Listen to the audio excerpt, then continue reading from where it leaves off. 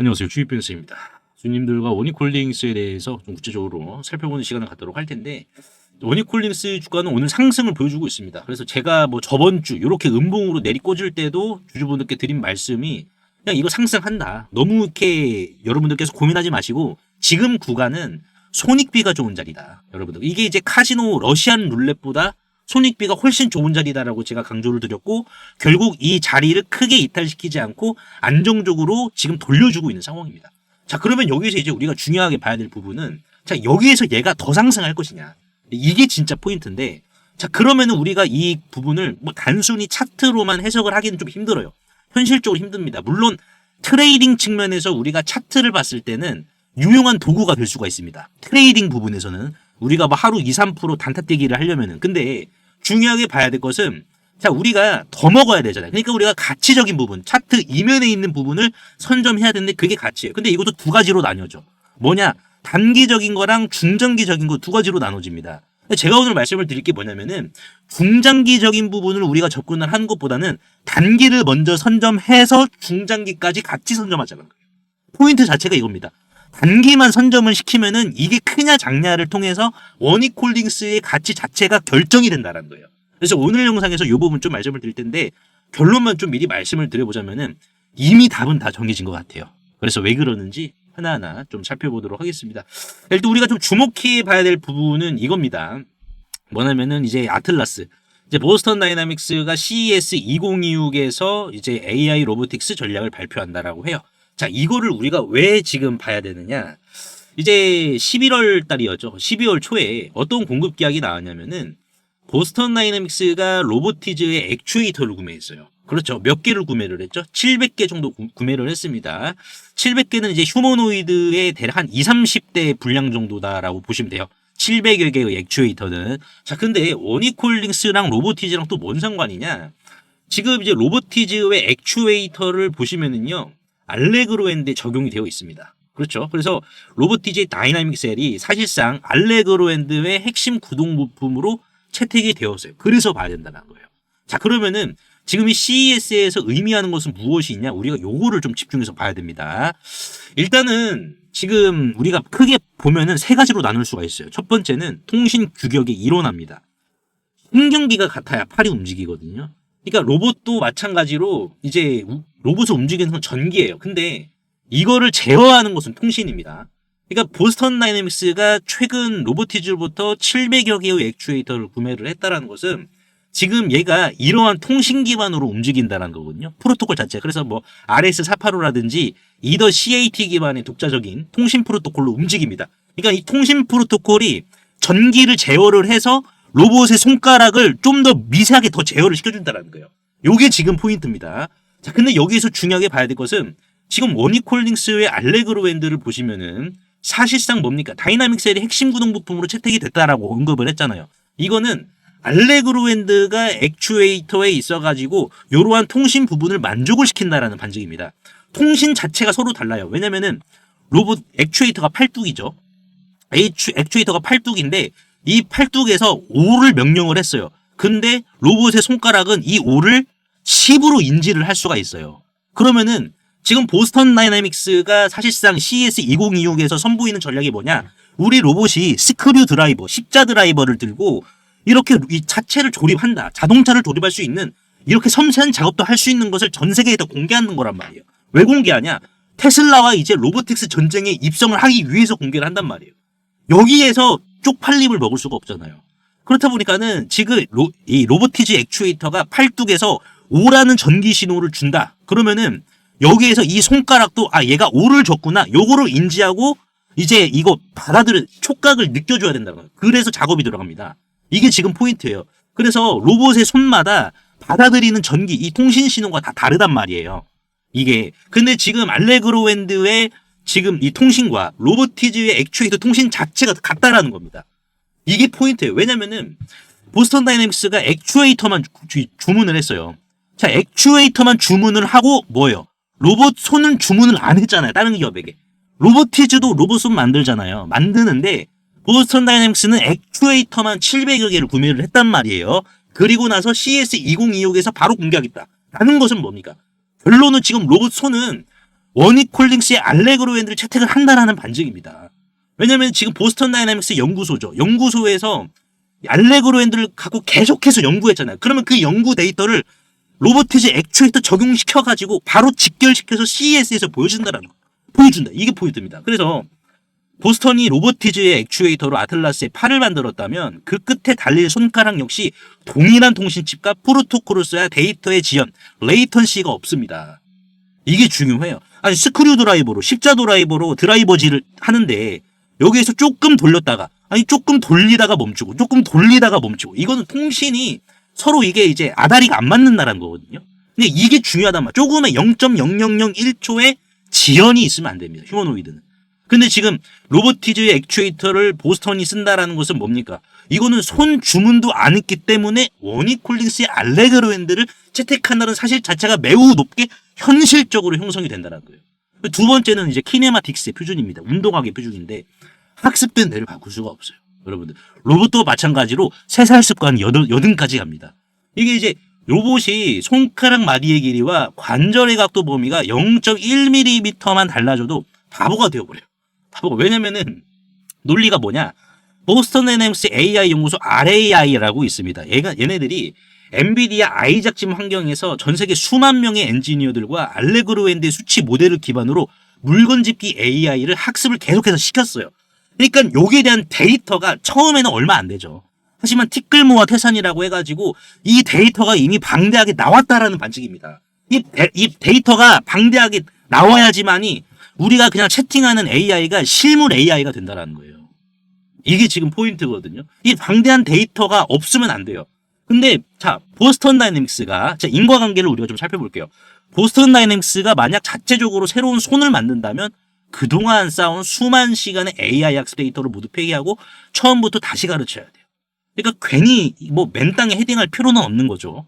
현대차 그룹 입장에서 테슬라 옵티머스를 하루라도 빨리 따라 제끼려면 안 그래도 지금 테슬라 FSD 자율주행은 현대차를 월등히 앞서 나가고 있습니다. 주말간 캘리포니아 정전 사태가 일어났는데도 불구하고 테슬라 자율주행은 중단이 없었어요. 퍼지가 없었습니다.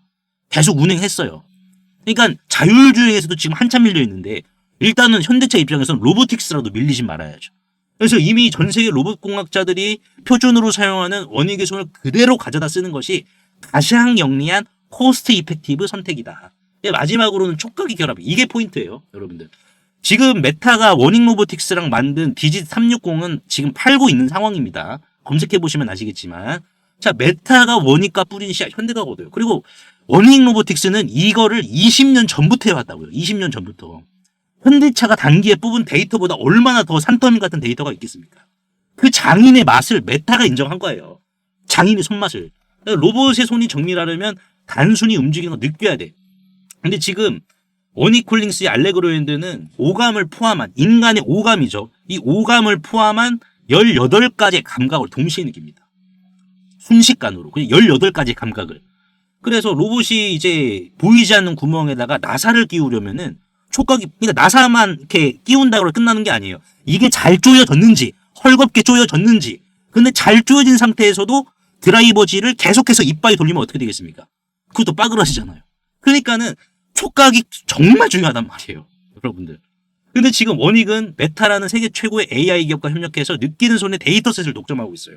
아예 그냥 이 디짓 360이라는 것을 원익홀딩스의 알레그로 핸드에 그냥 아예 말뚝을 박아버렸어. 말뚝을 박아버렸기 때문에 다른 로봇 손으로 할 필요가 없어요. 오직 알레그로 핸드라는 이 부분 톨게이트를 통과를 해야 돼요. 그럼 원익홀딩스 입장에서 통행료네. 이거를 통과하려면 통행료만 돼 이겁니다. 그러니까 이거를 아마 지금 현대차 쪽이 쓸 가능성이 매우 높은 상황입니다. 그래서 현대차는 이제 비디를 통해 이 기술을 수혈받아 공장에서 전선을 꼽거나 미세한 부품을 조립하는 피지컬 AI의 끝판왕을 만들려고 하는 거다. 즉 실전 배치 선언을 하려고 하는 겁니다. 그래서 신경계 뇌 우리가 다 표준화시켰다라는 것을 이제 보여준다라는 거죠. 그래서 지금 우리가 단기적인 모멘텀으로 봤을 때도 신경을 장악한 기업은 이길 수가 없어요. 액추에이터는 어차피 여러분들 치킨 게임이에요. 어차피. 그러니까 저는 액추에이터 기업들도 더 일단 가야 된다라고 보거든요. 주관적으로는. 왜냐하면 휴머노이드 시대가 아직 개화가 안 됐습니다. 꽃이 피질 않았어요. 그래서 이 액추에이터 더 가야 되는데 자, 더 가면은 여기에서 더 독점적인 왕좌, 수혜를 누릴 것은 신경계 쪽입니다. 느끼는 거. 그게 중요하고, 그리고 느끼는 것뿐만 아니라 이미 데이터를 방대하게 쌓아놓은 그 기술 자체를 갖고 있는 기업이 앞으로 통익료를 더 많이 거둔다라는 거죠.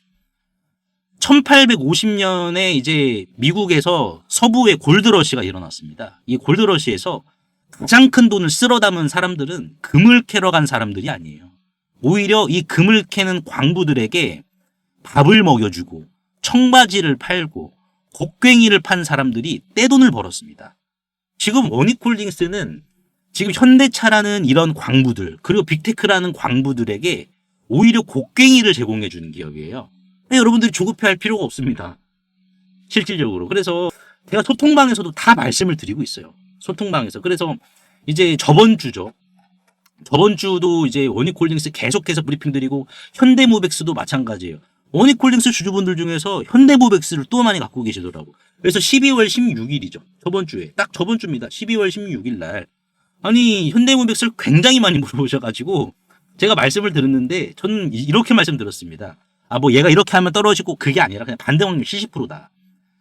저번 주 수요일인가 목요일이니까, 그렇죠. 뭐 하락 하락률은 25%인데 12,200원에서 12,300원 구간이 강력 매수 구간이다. 왜? 프로그램이 물량을 받아간 평단가입니다. 베이스 캠프예요. 이 가격대가. 그래서 손절 라인이 의미 없다라고 제가 12월 16일 날에 말씀을 드렸습니다. 뭐 수정된 메시지가 아니에요, 이건 여러분들. 그래서 오늘 이제 원익홀딩스 주주분들도 시세가 나왔으니까 좀 매도하셔라. 제가 이제 반매도 하셔라. 이런 식으로 제가 말씀을 드렸고, 원익홀딩스 장중 전략까지 제가 좀 말씀을 드렸습니다. 중요한 거는 이거예요. 제가 이걸 말씀 못 드리는 것 같은데, 현대차가 액추에이터는 현대모비스로 내재화합니다. 현대모비스로. 자, 손은 내재화한다라는 언급조차 없었어요. 이 말인 즉슨 현대차도 20년이라는 세월을 돈으로 못 산다라는 겁니다. 그래서 이 부분은 전략적 필연성이 98%로 계산이 돼요. 생산 현장의 즉시 투입 가능성. 현대차가 추구하는 SDF 전략이 마지막 퍼즐이 결국 손이다. 그래서 이 소통방에서는 여러분들께 이제 실시간으로 원익홀딩스의 전략이라든지, 그리고 이제 뭐 다른 종목들 전략, 그리고 어떤 종목을 우리가 또 잡으면서 수익을 같이 끌고 나가야 되는지, 이러한 부분들 제가 다 말씀을 드리고 있습니다. 원익홀딩스 전략 이런 식으로 다 풀어드리고 있고, 그래서 이제 소통방 입장하시면은 이러한 정보들, 저뿐만이 아니라 이제 주주분들 중에서도 저보다 분석을 잘하시는 분들이 계세요. 저보다. 그래서 그분들과도 같이 협업을 하고 있는 상황이기 때문에 입장하시면은 여러분들이 고민하시는 일은 없을 거야. 원익홀딩스로. 고민하시는 없고, 가격 전략, 중장기, 단기 모멘텀 다 잡아드리고, 가치까지 다 잡아드리기 때문에 고민은 없으실 거예요. 그리고 이제 수익 보실 수 있는 종목까지 같이 챙겨가셔가지고 편안하게, 우리가 스트레스 받지 말고 편안하게 한번 주식 한번 해보도록 하자고요.